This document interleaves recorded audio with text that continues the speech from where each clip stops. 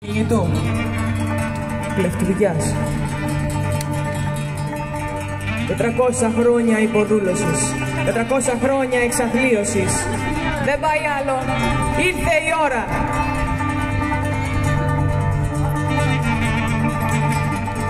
Μάρτης 1821. Η Πάτρα βρίσκεται σε αναταραχή μεγάλη. Άλλη μια τζιβελιά, σάλιο πια στη γλώσσα δεν υπάρχει. Πουλήσανε και το ψαθί που κοίμιζαν τα παιδιά τους οι πατρινοί.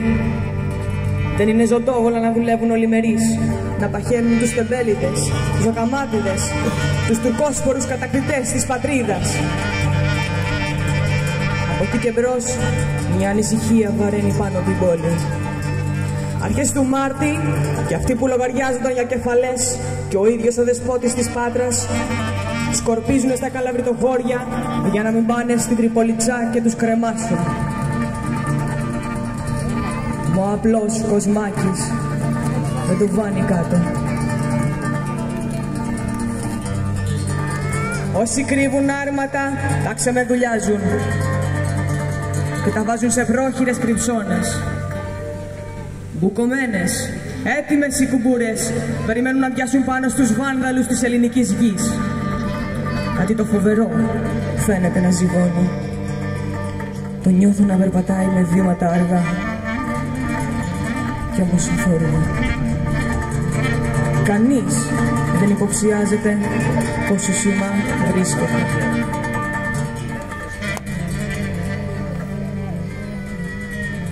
«21η Μαρτίου. Ένα ξεσφαλίζουν τα παράθυρά τους και οι πατρινοί.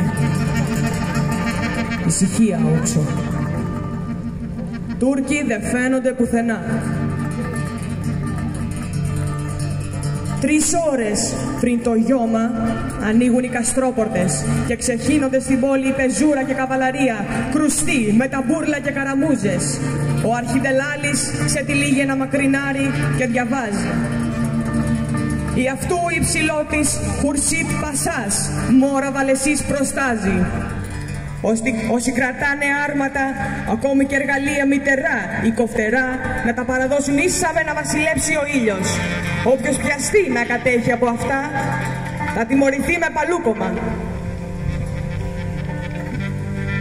Πήγε γιώμα. Οι Τούρκοι ταμπουρωθήκανε στο κάστρο. Το παζάρι στον Άη Γιώργη και το τάσι είναι πλέον ερημωμένα. Και ξάφνου κουμπουρίδι ταράζει την ησυχία της Πάτρας.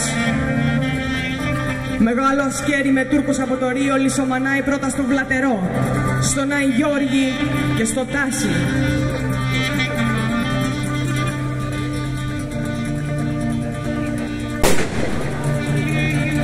Στην πλατεία Ομονίας ο Γεροσταμπόλης μένει μόνος να φυλάει το βιός στο ρακοπουλιό του. Οι Τούρκοι μπουκάρουν μέσα, το ρίχνουν στο ποτό μέχρι που αληθόρισαν τα μάτια τους. Πιάνουν το γέρο που στέκει άλαλος, τον δίνουν, τον βασανίζουν. Ένας Τούρκος τον πατάει στην κοιλιά, του τραβάει τα χαμνά και μένουν στα χέρια του. Το γέρικο κορμί παράζει στο πάτωμα και ξεπνεώνει.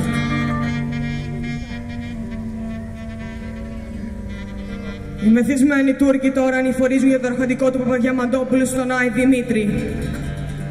Οι κουμπούρες τους καίνε από τα σταμάτητο ρίξιμο και εκεί πάνω γίνεται το ξαφνικό. Από το λιακωτό του αρχοντικού πέφτει μια μπαταριά και ύστερα δεύτερη και τρίτη. Ήταν ο Καρατζάς με 20 νομάδους που κόνιαζε στο αρχοντικό του Παπαδιαμαντόπουλου. Έτσι γίνηκε η πρώτη σύγκρουση στην Πάτρα. Η πρώτη μέσα σε πολιτεία του Μοριά. Η πρώτη μέσα σε ολάκερη την πατημένη γη των Ελλήνων. Στις 21 του Μάρτη, ώρα 3, ημέρα Τετάρτη.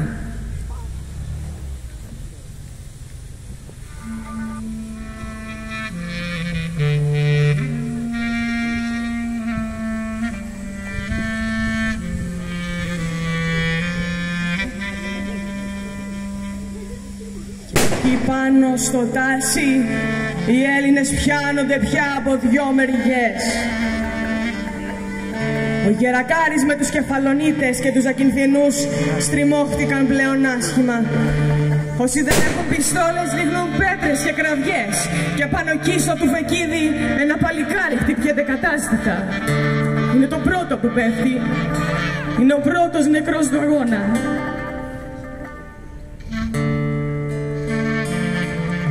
Κεφαλονίτης πήρε την τιμή. Βασίλειο Ορκουλάτο τον ελένε. Τούτο το όνομα να το θυμάστε. Το αίμα του φεύγει σαν να αποβρίζει. Ο πόνος τον αφανίζει. Και δεν προφταίνει τίποτε άλλο. Με ένα χαμόγελο δείχνει τον πόνο που πήγε να σφραγιστεί στο πρόσωπό του. Και ζει. Λευτεριά ή θάνατος, σκατά στα γένια του προφήτη σας.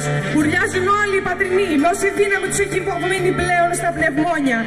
Όλοι οι Έλληνες της Πάτρας, Κεφαλονίτες, Ζακυνθινοί και από τις γύρω περιοχές ξεχύνονται στους δρόμους αρματωμένοι με κουμπούρες, μαχαίρια, σκουριασμένους σουγιάδες, μακούρες και δικράνια. Οι Τούρκοι τρέμουν, οπισθοχωρούν και ταμπουρώνονται στο κάστρο. Ο Παναγιώτης Καρατζάς σκορπάει 50 διαλεκτούς νομάτους ασθενά γύρω από το κάστρο και με τα διά αναμένα όλη τη νύχτα φωνάζουν «Γρηγορείτε! Γρηγορείτε!» ώστε να δοθεί η εντύπωση στους Τούρκους ότι οι Έλληνες ήταν πολλοί. Η νύχτα πέρασε με τους Έλληνες να πολιορκούν το κάστρο, ανακόπτοντας συνεχώς τουρκικές εξόδους.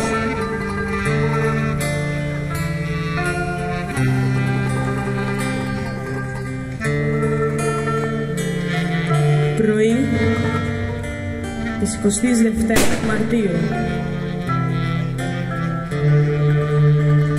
Οι Τούρκοι, ταμπουρωμένοι στο κάστρο και από τη Μεγάλη Τάπια, ξέρνουν ασταμάτητα μπάλες φωτιάς επάνω στην πόλη. Επί 2 μέρες η Πάτρα είναι ζωσμένη στις φλόγες.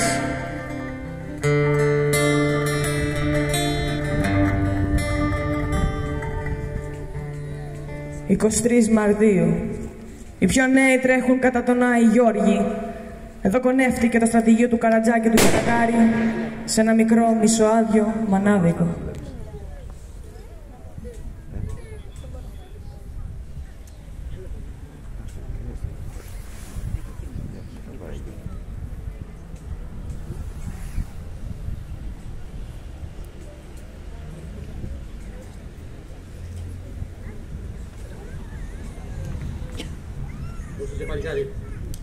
Μην νοιάζεις αδερφέ μου, καλά είμαι.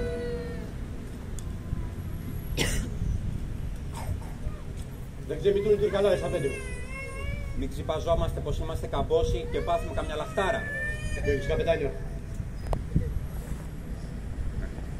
Καλά είμαι αδερφέ. Αδέρφια! Είναι τα αδέρφια μας. Τι έγινε ρε. Είστε μωρέ.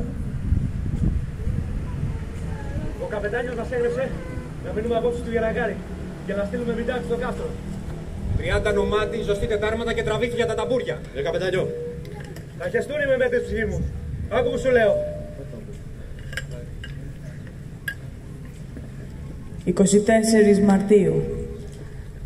Ενθουσιασμοί νέοι ξανάβουν την ατμόσφαιρα. Μία ανεμιστή κατακόκκινη σημαία με μαύρο σταυρό έρχεται μπροστά από ένα μεγάλο ασκέρι με αρχηγό τον Ανδρέα Λόντα από τη Βοστίτσα και αντάμα του ο Παπαδιαμαντόπουλος. Ήρθα τα δόντια μας! Καλώς τα παλικάρια!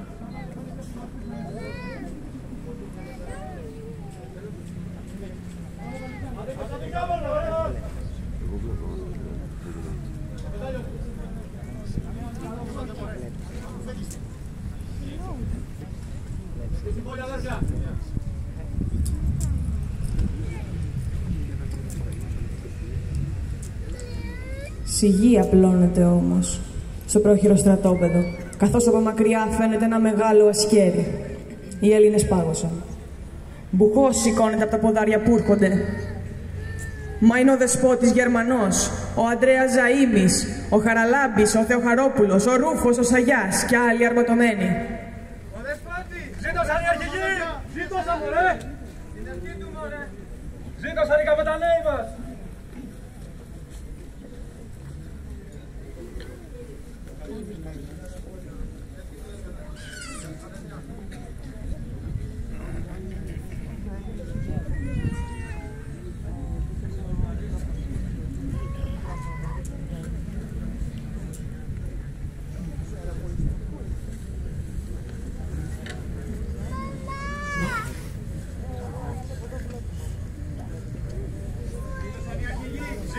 Ζήτωσαν οι καπεταναίοι! Την ευχή σου, Δέσποτα. Έκνα μου, αγαπητά. Έκνα τη συμπρότηση του Τρίτου. Αδέλφια μου, συναγωνιστές, Έλληνες, όλοι πια. Φτάνει πια. Φύγηκε η ώρα. Είναι από την άξο με των τουρκικών ζυγών. Έφτασε ο καιρός. Για να ορθώσουμε το ανάσημά μας απέναντι στην Οθωμανική λέλαπα και της επέστρεψε ο Θεός για τα αμαρτία μας.